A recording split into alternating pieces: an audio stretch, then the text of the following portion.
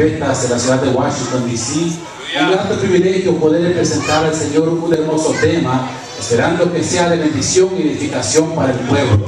El tema que traemos trae por título La sangre que habla.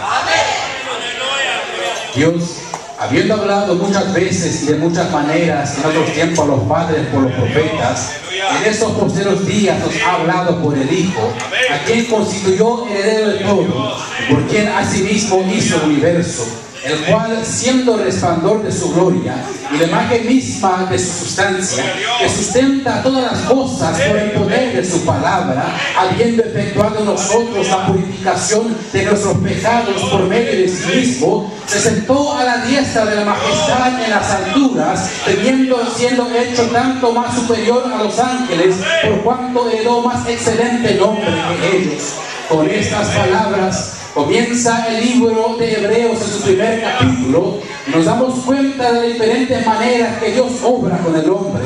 Al decir que Dios hablaba de diferentes maneras, nos damos cuenta y entendemos que Dios no solamente usaba el sentido del oír para poder dar a entender su propósito y su majestad. El salmista David reconocía esto, pues él escribió diciendo: los cielos cuentan la gloria de Dios, el firmamento anuncia las obras de sus manos. Un día emite palabra a otro día, y una noche a otra noche declara sabiduría. No hay lenguaje ni palabra, ni es oída su voz. Por toda la tierra salió su voz, y conocemos del mundo sus palabras.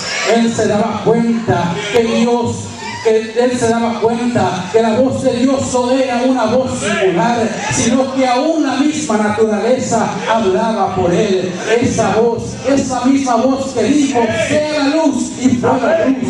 La voz de Dios da vida y existencia donde no había nada. Pero aparte de la naturaleza, Dios también usa siervos suyos, los profetas, para poder dar a entender su voluntad. Pero la voz de esos profetas caía en oídos sordos, según el clamor de Jesús cuando dijo, hablando de su pueblo: Jerusalén, Jerusalén, que matas a los profetas y apedreas a los que te son enviados.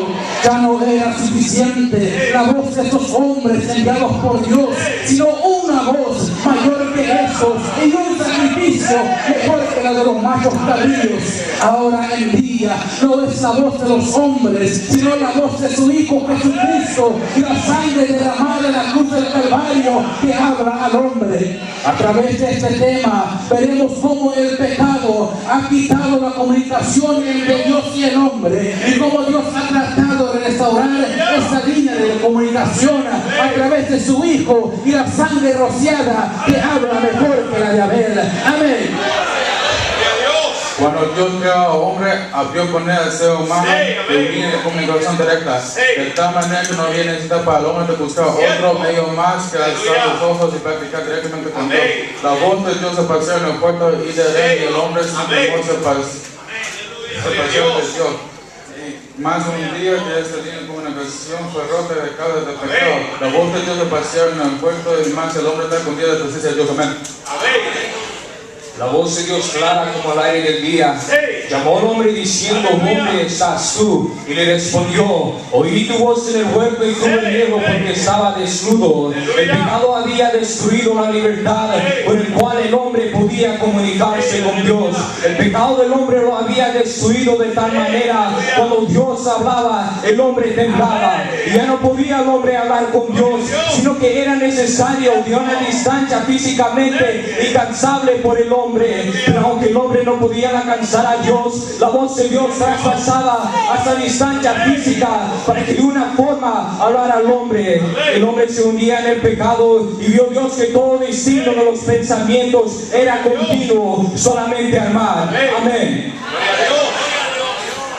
Al decir la Biblia en una forma plural que Noé era perfecto en sus generaciones, nos indica desde el nacimiento de Noé hasta el día que entró en el arca, habían pasado más de una generación. y todos hombres que nacían, solamente Noé era justo. El efecto del pecado no era solamente el alejamiento físico entre Dios y del hombre, sino que también se alejó de la voz de Dios. Desde el día que Noé salió del arca, pasaron 8 generaciones. Aleluya. Después no había, mas no está registrado que no había, después de Noé, haya hablado Dios con el hombre. Este tiempo de silencio es conocido por los logros del hombre, sin la ausencia de la voz de Dios. Aquí vemos la consecuencia del pecado, porque el hombre tenía acceso a Dios, a una conexión directamente con Él, por el pecado, por un hombre, y el pecado entró en la muerte. Así la muerte halló a los hombres todos, porque todos pecaron. Y ahora están destituidos de la gloria de Dios. Y el silencio había durado por muchas generaciones, hasta que un día Dios quebró ese silencio y habló directamente a un hombre. Dijo Dios: Abraham, Abraham, sal de tu tierra y tu parentela a la tierra que yo te mostraré, y te haré de ti una gran nación, y te bendeciré y te engrandeceré tu nombre. Amén. Al correr del tiempo podemos ver la manera que Dios actuaba por sus promesas. El pueblo de Israel estaba esclavizado en Egipto y parecía que Dios había quedado en silencio. Mas al cumplimiento del tiempo, Dios nuevamente habla a un hombre a través de una zarza encendida en llamas que no se quemaba. Y dijo Dios: Moisés, Moisés, no te acerques, quita tu calzado de tus pies, porque en la tierra que estás, tierra santa es. A Dios no podía verlo el hombre como en tiempos antes. No tenían acceso a Dios como a tiempos atrás. El pecado había destituido y separado al hombre de tal manera que al solo escuchar la voz de Dios, el hombre temblaba y su vida corría peligro. Mas Dios, en su amor y misericordia, quería nuevamente establecer una comunicación directa al hombre, pero era necesario atravesar ciertas barreras impuestas por el pecado para obtener la santidad suficiente para por lo menos escuchar la voz de Dios. Amén. La ignorancia de Faraón le hace ser un reto y una pregunta peligrosa. Cuando dijo Moisés y Aarón: ¿quién es Jehová? Para que oigan su voz y de Israel. No sabía Faraón que el hombre que ve a Dios y viva. No sabía Faraón que el querer por lo menos escuchar la voz de Dios, él mismo se estaba sentenciando a muerte. No era necesario que hablara a Dios, pues sus obras hablaron por él. La explicación de las 10 plagas dieron a entender a Faraón que el Dios de Israel es un Dios real. El salmista lo sigue muy perfectamente al decir: alabad al Dios de los dioses, al único que hace grandes maravillas, porque para siempre es su misericordia. El que dio hijos en sus primogénitos, porque para siempre es su misericordia. El que sacó a Israel por medio de ellos con mano fuerte y brazo extendido, porque para siempre es su misericordia. El que vio al mar rojo en partes, él hizo pasar a Israel por medio de él, y arrojó a Faraón y a sus ejércitos en el mar rojo, porque para siempre es su misericordia. Ahora no quede ninguna duda que cuando Dios habla no hay que lo cae. Amén. Dios quería hablar con su pueblo Israel. En el desierto le dijo a Moisés: he aquí, yo vengo a ti en una nube espesa para que el pueblo oiga mientras yo hablo contigo. Ve al pueblo y santifícalos hoy y mañana, laven sus vestidos y estén preparados en el tercer día. Porque en el tercer día Jehová descenderá a ojo de todo el pueblo sobre el monte Sinaí y señalarás diciendo: guardaos, no subáis al monte, ni toquéis sus límites, porque cualquiera que tocará el monte de seguro morirá. Amén. Aconteció el tercer día, cuando vino la mañana, vinieron truenos y relámpagos y espesas nubes sobre el monte, y sonido de bocina muy fuerte, y se estremeció todo el pueblo que estaba en el campamento.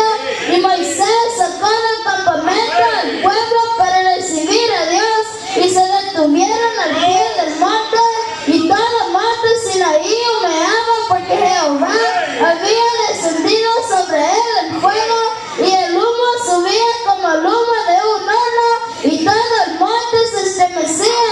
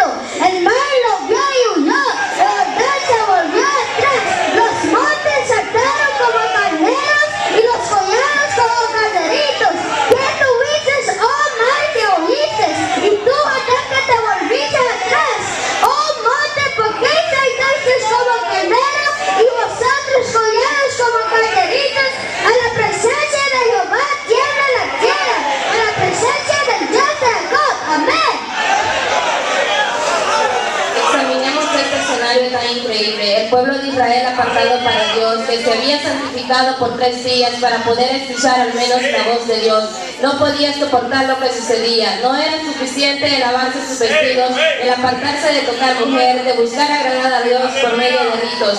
¿Qué puede nosotros si Israel prefería el silencio de Dios, a tener que presenciar cómo la tierra temblaba, cómo el monte humeaba y que no se podía palpar? Mas al que lo tocaba era muerto. ¿Qué ha de esperar un pueblo hecho, ajeno y apartado? Mas he aquí nuevamente la misericordia y el amor de Dios para el hombre. Amén. Como solamente el sumo sacerdote podía entrar y solamente con sangre de sacrificio, era necesario que entrara uno mayor con sangre que tuviera más valor al lugar santísimo para reconciliar al hombre con Dios. He aquí lo que se dice en Juan: a lo suyo vino. El llamado al sacerdocio fue necesario, pues nos habla su palabra, porque tal sumo sacerdote nos convenía, santo, inocente, sin manchas, apartado de los pecadores y hecho más sublime que los cielos, que no tiene necesidad cada día como aquellos sumos sacerdotes de ofrecer primero sacrificios por sus propios pecados y luego por los del pueblo, porque esto lo hizo una vez para siempre, ofreciéndose a sí mismo. Amén. El Hijo de Dios había bajado al mundo tomando cuerpo de hombre para ser sacrificado. Su acto como cordero y como sumo sacerdote era la ilustración del propósito divino. Más aún tenía que padecer sufrimiento del cuerpo para el cumplimiento de este propósito. Además de la sangre que habla mejor que la de Abel, tenía que sufrir. Tenía que padecer sufrimiento del cuerpo para el cumplimiento de este propósito. Además de la sangre que habla mejor que la de Abel, su sufrimiento era extendido. Amén.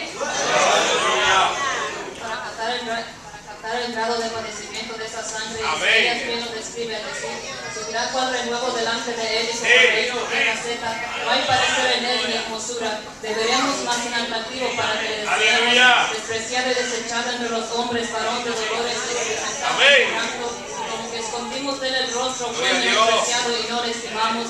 Al decirse varón de dolores, habla del dolor físico y emocional que sufría Jesucristo, pero va aún más profundo al decir experimentado en quebranto, es decir, llegó al punto donde no solo su cuerpo era quebrantado, sino también su espíritu. De las bofetadas, malos tratos y azotes que sintió, nada habría de doler más que el silencio que había en el cielo, sabiendo Jesús que no había socorro ni arriba ni en la tierra. Cada golpe que recibía, más se derramaba la sangre de su cuerpo. Amén. Cada segundo que él padecía, más pudiera cuestionar si era necesario el padecimiento. Pero él mismo había dicho: hágase tu voluntad y no la mía. Si Jesús hubiera sido muerto teniendo toda su fuerza, no hubiese tenido tanto valor su sacrificio. Era necesario que padeciera en cuerpo de hombre hasta que su cuerpo no aguantara más. Tuvo que cargar su propia cruz y en el camino al Gólgota se caía y con cada caída recibía un azote. Tuvo que ayudarle un cierto Simón de Cirene. Ya no tiene la fuerza para soportar el quebranto de su cuerpo y aún más corría su sangre. Amén. Querer describir en una manera que se pudiera entender y medir el sufrimiento, no existen suficientes palabras para una descripción exacta del dolor. Isaías mismo tuvo que usar un lenguaje metafórico para poder entender un poco de lo que sufrió. Una cosa es cierta: el sufrimiento es uno y ningún hombre lo puede recrear, pues al poder otro sufrir lo mismo le quitaría el valor a este sacrificio. Lo que hace que la sangre de Jesucristo tuviera mayor peso al hablar es el grado y la intensidad del sufrimiento, desde el primer golpe que recibió hasta el último clavo que traspasó su cuerpo. El sufrimiento que sufrió era la combinación del pecado, pasado, presente y futuro de la humanidad. Isaías mismo nos dice: ciertamente llevó nuestras enfermedades y sufrió nuestros dolores, y nosotros le tuvimos por azotado, por herido de Dios y abatido, mas él herido fue por nuestra rebelión, molido por nuestros pecados, el castigo de nuestra paz fue sobre él, y por su llaga fuimos todos nosotros curados.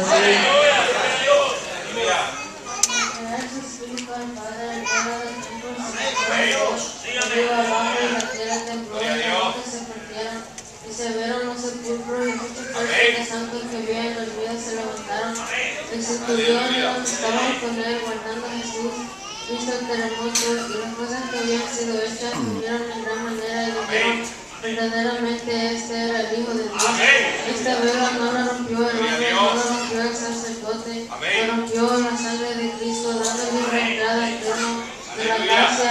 todo hombre o mujer precisa que él.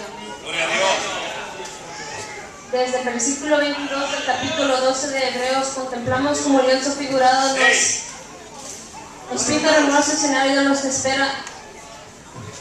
Desde el versículo 22 del capítulo 12 de Hebreos contemplamos como lienzo figurado nos pinta el hermoso escenario de lo que nos espera al entrar al lugar santísimo.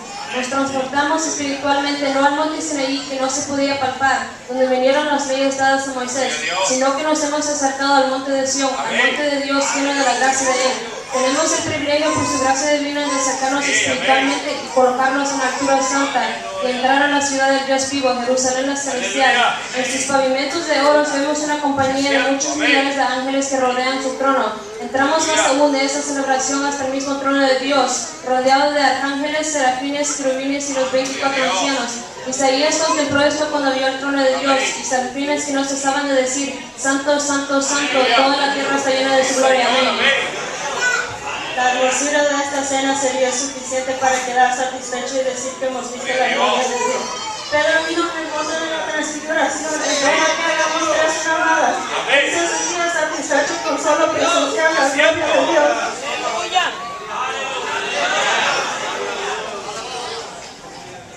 Mas el plan de Dios es aún mayor. Damos un paso más y ahora estamos frente a frente con el Salvador, el mediador del nuevo pacto. Hemos entrado al lugar santísimo y acercado a Jesús. Y a la sangre rociada que habla mejor que la de Abel. Qué terrible fue el sufrimiento de Jesús, la marca de su mano son pruebas de su amor y misericordia.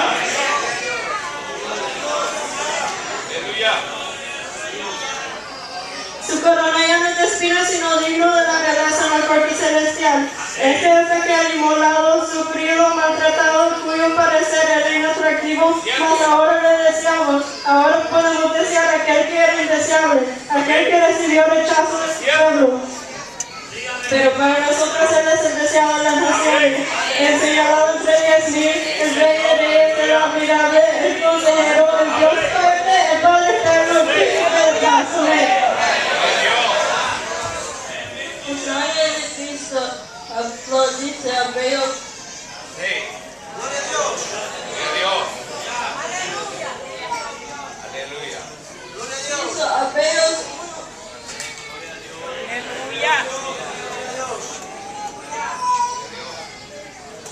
Hebreos 1. Dios ha hablado muchas veces en todos los tiempos a los padres por los profetas. Ahora nos hablamos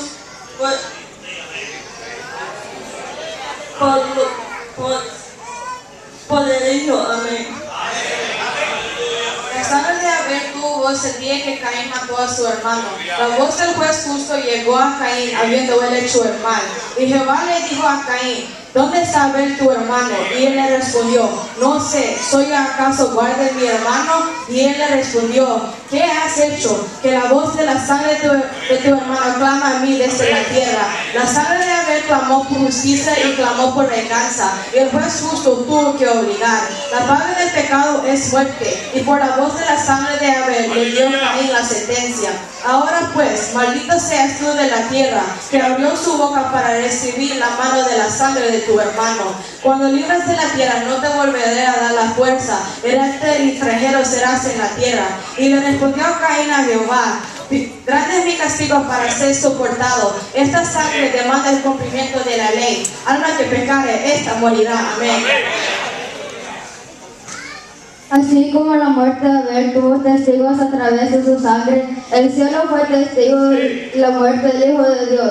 No obstante, la misma voz de sangre inocente clama al Padre, pero con un mensaje diferente. No pedía venganza, no pedía justicia y no pedía condenación. La sangre de Cristo clama por misericordia, gracia y amor. En su muerte Jesús clama al Padre y dice: Padre, perdónalos porque no saben lo que hacen. Así se cumple lo dicho por Jesús a Nicodemo. Y como Moisés levantó la serpiente del desierto, así es necesario que el Hijo del Hombre sea levantado, para que todo aquel que le cree no se pierda, no tenga vida eterna.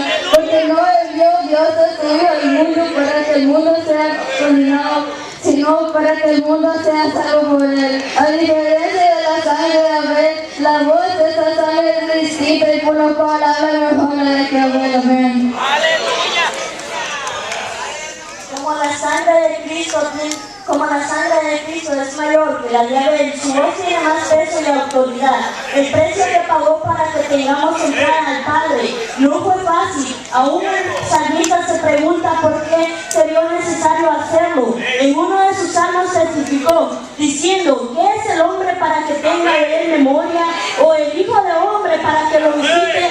Lo que hizo la sangre fue sujetar el efecto del pecado e hizo sobreabundar la gracia. El pecado separa de Dios al hombre, le hace llevar su culpa. El pecado permite que Satanás nos acuse y demanda la pena de muerte, porque la paga del pecado es muerte, pero la vida de Dios es vida eterna. La sangre de Cristo satisface plenamente la ley de Dios, siendo Cristo el que llevó nuestra culpa y fue muerto como pecador, no habiendo el pecado, para que ahora disfrutemos de su gracia. Amén. La sangre de Cristo. La sangre de Cristo nos remite en que tenemos redención por su sangre, el perdón de pecados y aún las riquezas de su gracia. La sangre de Cristo nos limpia de culpa, limpiando nuestras conciencias de obras y muertes. La sangre de Cristo nos acerca a Dios y nos da la confianza para entrar a la presencia de Dios, reconciliando consigo todas las cosas, haciendo la paz meditante la sangre de su cruz. Así que, hermanos, teniendo la libertad para entrar en el lugar santísimo por la sangre de Jesucristo, por el camino nuevo y vivo que Él nos abrió a través del velo, acerquémonos con corazón sincero, en plena certidumbre de fe, purificados los corazones de mala conciencia.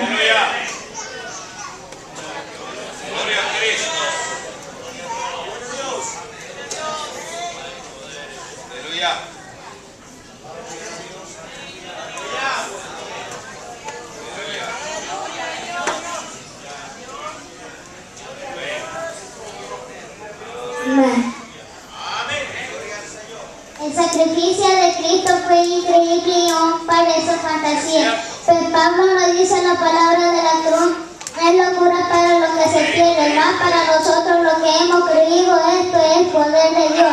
La intensidad de este sufrimiento, más el propósito de Él, hace que el hombre se vuelva incrédulo y causa el hombre rechace este sacrificio. La sangre del Hijo de Dios no puede ser tomado en vano. Al querer desestimar a su sangre a través de su obediencia, damos poco valor a los sacrificios y a los beneficios de esa sangre. En ese sentido no obedecemos cuando se nos dice, mirad que no desechéis el que habla. Amén. Con la conclusión de la semana, Leticia Merino.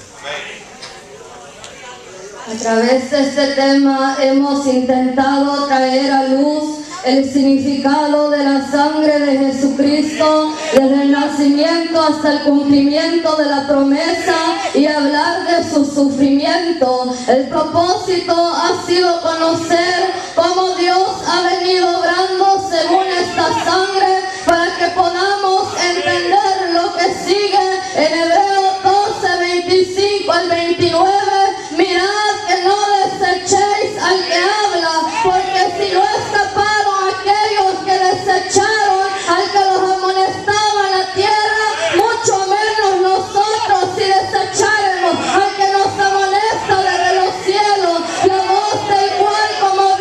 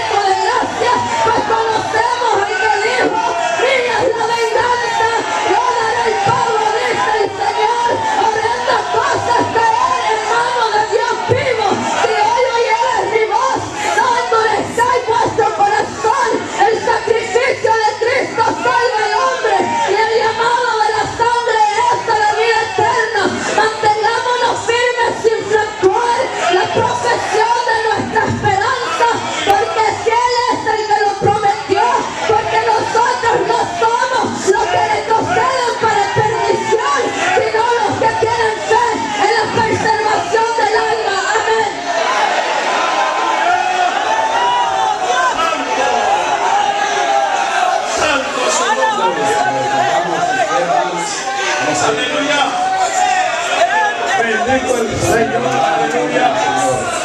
Santo es su nombre, oh Dios. Santo es su nombre, gloria a tu nombre, oh Dios.